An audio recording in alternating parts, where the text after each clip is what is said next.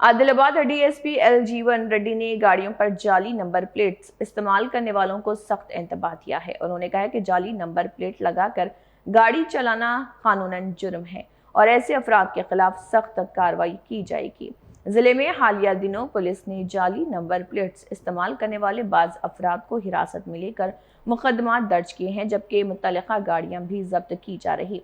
DSP ने कहा है कि ट्रैफिक चालान से बचने के लिए जाली नंबर प्लेट लगाने वालों के साथ कोई भी नरमी नहीं होनी चाहिए। उन्होंने गाड़ी मालिकान से अपील की है कि वो सिर्फ कानूनी नंबर प्लेट्स इस्तेमाल करें और ट्रैफिक कवानीन की पाबंदी करें।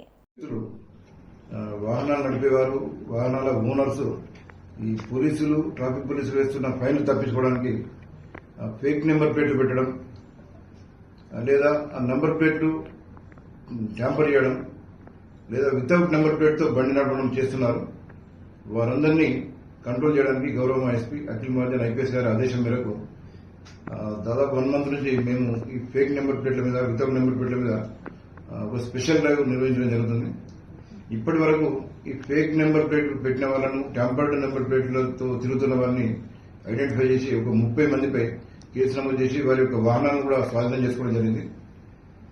మా యొక్క విజ్ఞప్తి ఏంటంటే వాహనదారులకు మీరు కొంతమంది వ్యక్తులు ఫైన్లు తప్పించుకోవడానికి దానిలో ఏదో ఒక నెంబర్ చేంజ్ చేయడం లేదా పైన సిరీస్ చేంజ్ చేయడం లేదా నెంబర్ ప్లేట్ను వంచడం దాన్ని ఎరేజ్ చేయడం అది చేస్తున్నారు. ఈ విధంగా చేస్తే అది చీటింగ్ మరియు ఫోర్జరీ క్రైమ్ కిందకి వస్తుంది.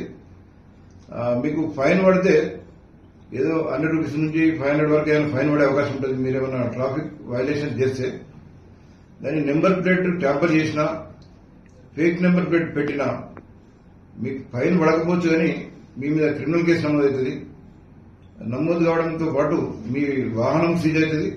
తర్వాత మిమ్మల్ని అరెస్ట్ చేసి కోర్టులో ప్రొడ్యూస్ చేయాల్సి ఉంటుంది.